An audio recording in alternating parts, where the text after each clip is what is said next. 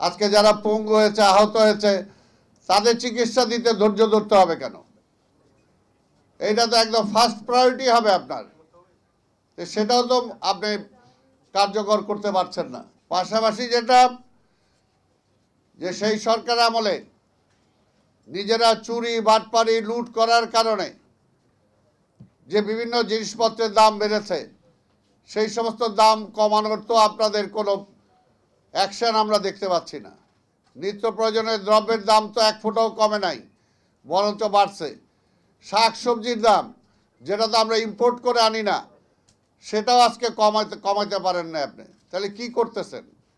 বিদ্যুতের দাম কমান নাই, বিদ্যুতে হাজার হাজার কোটি টাকা যারা লোপাট করছে, সেই সমস্ত আইন তো এখনো বাতিল করেন নাই, বা তাদেরকে তো ধরেন নাই। যে শুধু ব্যাংক যারা লুটপাট করে নিয়ে গেল হাজার হাজার কোটি টাকা, তারা তো এখনো বহাল তবিয়তে আছে, তাদেরকে তো আপনি আইনের আওতায় আনেন নাই। তাহলে ধৈর্যটা কোথায় ধরবো আমরা? ধৈর্যটা কোথায় ধরবো? আপনি পানির দাম কমাইতে পারেন নাই, আপনি ট্যাক্স কমাতে পারেন নাই, অহেতুক ট্যাক্স যে সমস্ত সরকার বাড়িয়েছিল সেগুলো তো কমাতে পারেন নাই। তো ধৈর্যটা আপনি কোথায় ধরতে বলেন? খালি বলেন রাজনীতিবিদরা ক্ষমতার জন্য পাগল হয়ে গেছে। আর ভাই, ক্ষমতার জন্য পাগল না, আমরা তো 17 বছর ধরে আন্দোলন করছি, 17 বছর ধরে ফ্যাসিবাদের বিরুদ্ধে আমরা আন্দোলন করেছি। কাজে সেই আন্দোলনটা বৃথা যায় নাই।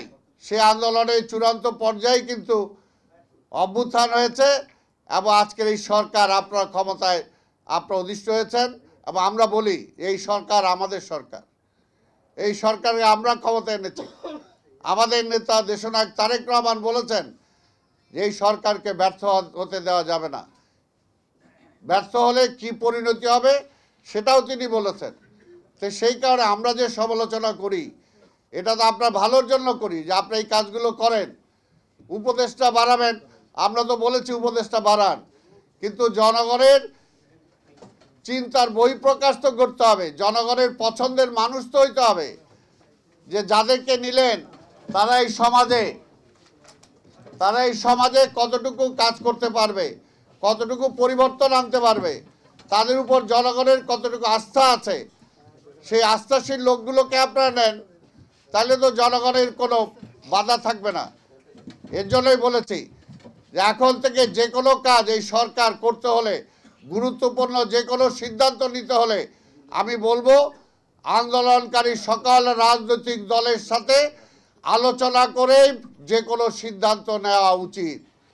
তা না হলে তারা ভুল করবে না। শুধু আমরা বলেছি যে এই সরকার সেই ফ্যাসিবাদের প্রেতাত্মা যারা আছে তাদের কাঁধে ভর করে তারা যদি টিকে থাকতে চায়, তাহলে এইরকম ভুল হবেই, এই ভুল আমাদের কাছে কাম্য না। কাজেই বলবো এই সরকারের এখনো সময় আছে। আমরা বলবো সময় আমরা দিতে চাই, জনগণ দিতে চায়, কিন্তু সেই সময়টা তো কাজে লাগতে হবে।